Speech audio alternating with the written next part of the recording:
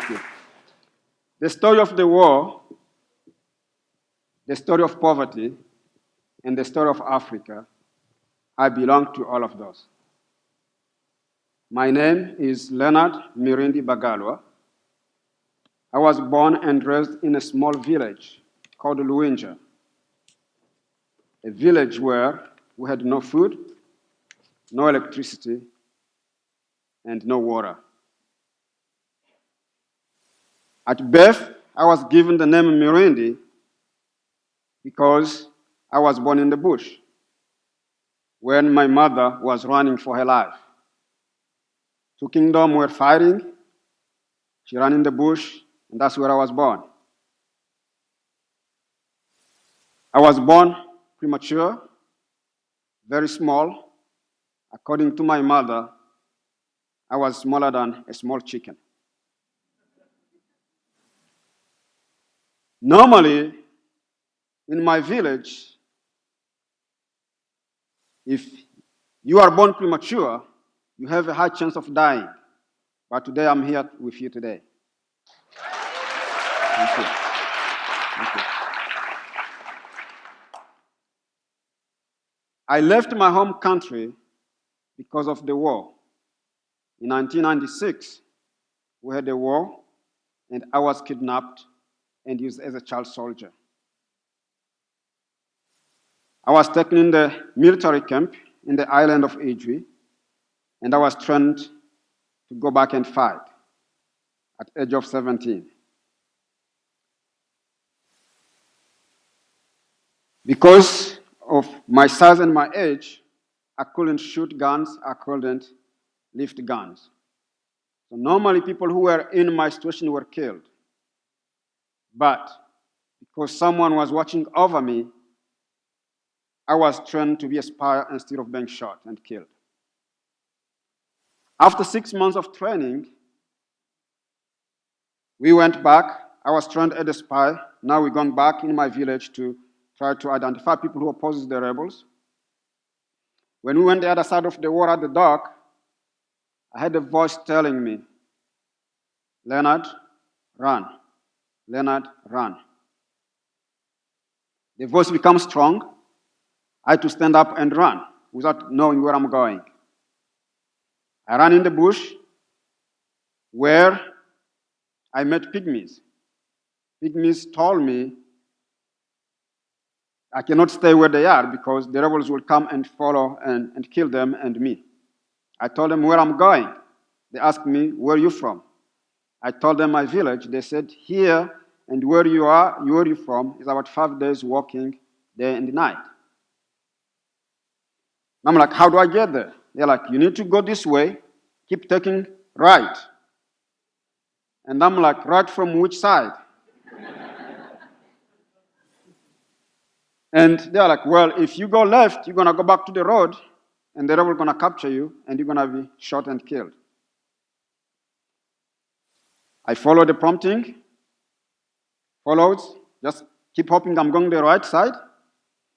Finally, after 5 days, I met with a place where I knew. And when I went over there, I went back home. When I get home, I knock on the door. My mother came and looked at me. She slapped the door back on me. I knock again.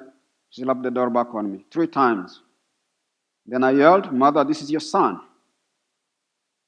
Like, I know, but you cannot stay here. I'm like, Mother, I just came suffering, hoping to seek refuge at home, but you want me to go. Where? I'm not going anywhere. I'll die here. Think about that. 5 days of walking. You're hoping your mother will take you.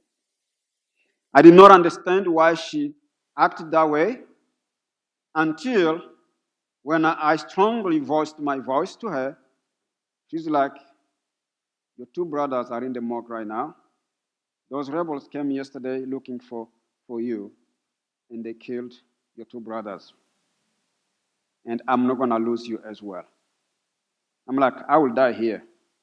My mother decided to grab me and take me to the Catholic church, where the priest took me in, and later on they smuggled me out of the country, and I found myself in a Malawi refugee camp.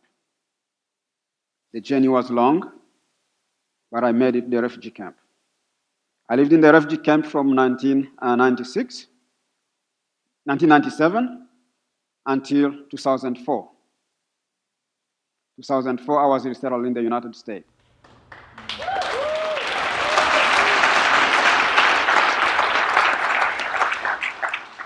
Thank you. When I came to the United States, I thought things would be easy. I was wrong. Completely wrong. A few months later, I found myself homeless at the Provo Library. When I was homeless, a few days, I heard a voice telling me, "Leonard, ask for help. If you do not ask help, no one will help you." One morning on Saturday, waking up, I saw a car parking in the back of the library. I ran close to them, like, "I need help with my broken English." And they said, "Yes, we can help you, but we are in a hurry." They left me with their number. On Monday, I called them, and they asked me, "Are you still up over there?" I'm like, "Yes." They asked me another question, "Can you come and live with us?" And I said, "Yes." Imagine a stranger you don't know tell you, "Come live with us." Normally, when you see a homeless, you think opposite. But these people were guided, and they helped me. Refugee life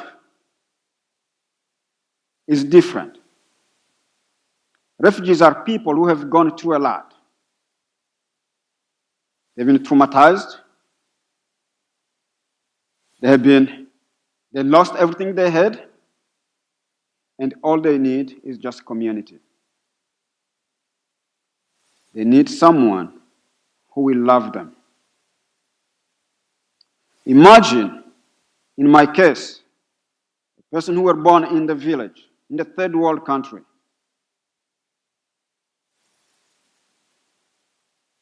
Come to the United States, in the big city like Salt Lake City, first world country. Life wasn't easy. The hardest things for me was how to switch the light, how to go in the bathroom. Because I've never been in a situation like that where I have to switch the light. Sometimes those things we take for granted are the things other people are in need of. Those things we think that they are just things you play with every day is what other people need. The community played a big role in my life. I am who I am today because of the community. A community like you, people like you, who helped me get out of life I was living to where I am today. And I do believe you can do the same in your own community. There is refugees everywhere. According to the United Nations, there's about 90 million people displaced in the world. And I bet some of those 90 million, you might have a neighbor who's part of the refugee community. To change someone's life sometimes doesn't take a lot. Sometimes they just need a smile. Just want you to smile at them. With all the situation I went through, when I was helped and got a chance to graduate from college, I took a job where I was helping other refugees in Salt Lake City. And when I was helping refugees doing case management, I found out that the problem I had when I came here is the same problem refugees are still having today. And I keep asking, What can I do to see if I can contribute? I decided to open a non-profit organization to help refugees to get access to medical care, employment, housing, and education. Thank you.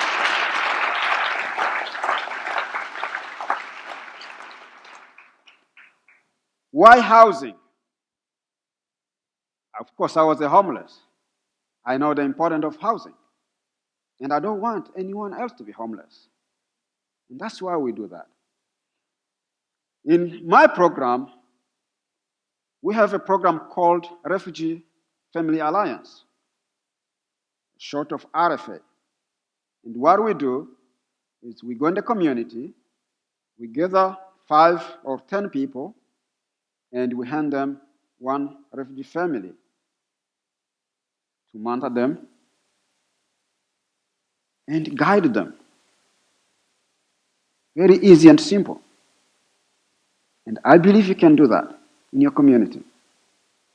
Today I'm here to ask you to please join me and support people who are in need of our help. Not only refugees. There's people in your community also who need your help. Please join me. Try to find a way you can participate. We are in Utah Valley. I believe here in St. George, you have something. You can do it.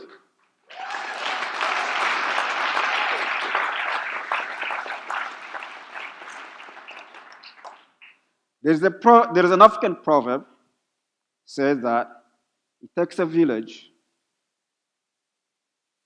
to help someone. And here I'm here to tell you today, it takes a community to help someone. We are a community, and we can do much than we think we can. Thank you so much. Love you, St. George.